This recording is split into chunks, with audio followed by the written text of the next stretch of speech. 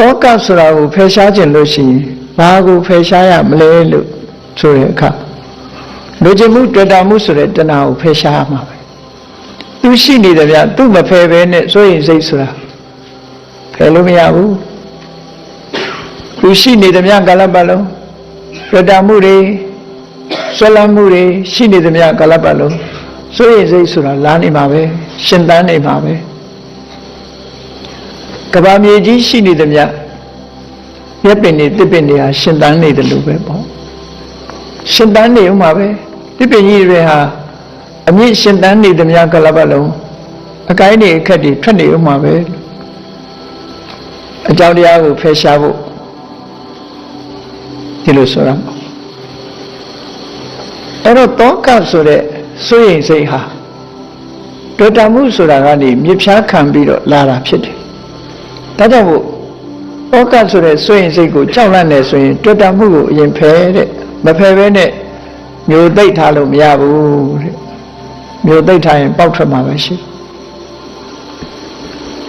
အကြောင်းကိုမဖယ်ရှားဘဲနဲ့အကျိုးတရားကိုရပ်ထားလို့မရနိုင်ဘူးတဲ့အကြောင်းတရားကိုဖယ်ရှားပြနိုင်ရမယ်ဟောဆင်ញင်သုံးသပ်ကြည့်တာအဖြေမှန်ကတောကဆိုတဲ့စိုးရိမ်စိတ်ဟာသူ့ဘာသူဖြစ်လာတာလားဆိုတော့မဟုတ်ဘူးတွေ့တာမှုကိုအခြေခံပြီးတော့ဖြစ်လာတာ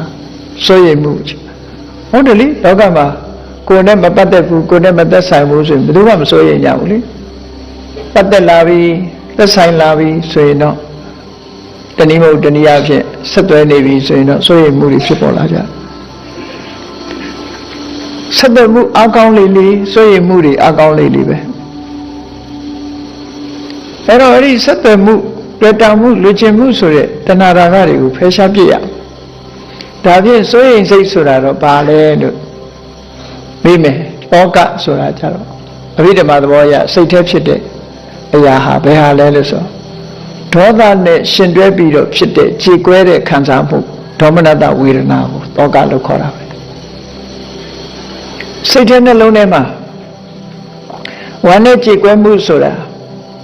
ဒေါသနဲ့ရှင်တွဲလာတာအဲ့တော့ဒေါသမရှိဘဲဝမ်းနဲ့ကြေကွဲမှုဆိုတာလည်းမဖြစ်နိုင်ဘူးလူတွေမှာခံပြင်းဒေါသဆိုတာမခံနိုင်ဘူးကိုပိုင်ဆိုင်တဲ့အရာတခုပျက်စီးသွားတာမခံနိုင်ဘူးဟောကိုမြတ်နိုးတဲ့အရာတခုပျက်စီးသွားမှမခံနိုင်ဘူးကိုမှတစုံတစ်ခုမဖြစ်ချင်တာတွေဖြစ်လာမှာကိုခံနိုင်ရည်မရှိဘူးအဲ့ဒီခံနိုင်ရည်မရှိဘူးဖြစ်လာမှာကိုမုန်းတီးတယ်ဆိုတဲ့ဒေါသအဲ့ဒီဒေါသကိုအခြေခံပြီးတော့နော်ပြောကြတာလူတွေကတော့လက်မြောက်လို့အရှုံးပေးနှလုံးအေးတဲ့စေးတဲ့ဘယ်အေးမှတော့ထားကြတော့ဒေါသရှိနေတဲ့များကလည်းပဲလုံးနှလုံးကတော့မအေးဘူးစိတ်ခံမြင်တဲ့ဒေါသအခြေခံပြီးတော့ဒေါမနတဆိုတဲ့ဝမ်းနည်းခြင်းကြည်ကွဲခြင်းစိုးရိမ်ခြင်းဆိုတဲ့ဒေါမနတတို့တောကတို့ဆိုတာလာတော့တာပဲသူကဆောင်တိန်လို့မရတဲ့ခံစားမှုသဘောအဲ့တော့တောကဆိုတာစိတ်ရဲ့ခံစားမှုဒေါမနတဆိုတာလည်းစိတ်ရဲ့ခံစားမှုတစ်မျိုးပဲအဲ့ဒီစိတ်ရဲ့ခံစားမှုနှစ်ခုစလုံးဟာဘာကိုအခြေခံပြီးတော့ဖြစ်နေတာတော့ဆိုမုန်းတီးခြင်းဆိုတဲ့ဒေါသကိုအခြေခံပြီးတော့ဖြစ်နေတာတဲ့ဒေါသဆိုဒီမှာကိုကအနိုင်ရလို့ရှိရင်လွှမ်းမိုးတဲ့ဒေါသကိုကအရှုံးလို့ဆိုရင်ကြောက်တဲ့ဒေါသကြောက်တာလဲဒေါသပဲအနိုင်ယူတာလဲဒေါသပဲကိုကပြင်းထန်လာလို့ရှိရင်အနိုင်ယူတတ်တယ်ကိုကအရှုံးပေးရလို့ရှိရင်ကြောက်တယ်အဲ့ဒီကြောက်ခြင်းလန့်ခြင်းထိတ်လန့်ခြင်းတုန်လှုပ်ခြင်းဆိုတာအရာတွေဟာအလုံးဟာဒေါသရဲ့သဘာဝတွေကြည့်ပဲကောအဲ့ဒီကြောက်လန့်ထိတ်လန့်တုန်လှုပ်မှုဆိုတဲ့ဒေါသကိုအခြေခံပြီးတော့ဝမ်းနဲ့ကြေကွဲမှုဆိုတဲ့ဒေါမနတခံစားရတယ်စိုးရိမ်နေဆိုတဲ့တောကကိုခံစားရတယ်အဲ့တော့စိုးရိမ်စိတ်ဆိုဒီမှာတောကလို့ဆိုတဲ့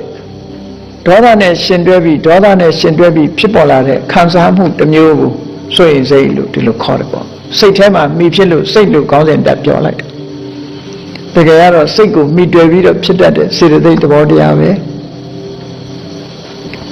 သူ့ကို analyze လုပ်ကြည့်တာတည်တည်ချာချာရှာဖွေကြည့်ကိုယ့်ရင်ထဲမှာဒီဒေါသရှိနေသလားရှိနေတဲ့များကလည်းဘာလို့ စိတ်ရဲ့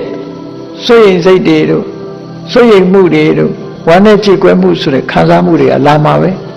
မလာဘူးဆိုတာမရှိဘူးရှင်တွဲပြီးတော့ဖြစ်ပေါ်လာအဲ့တော့အကြောင်းတရားတစ်ခုကိုအခြေခံပြီးတော့ဒီစိုးရိမ်စိတ်ဆိုတာဖြစ်ပေါ်လာ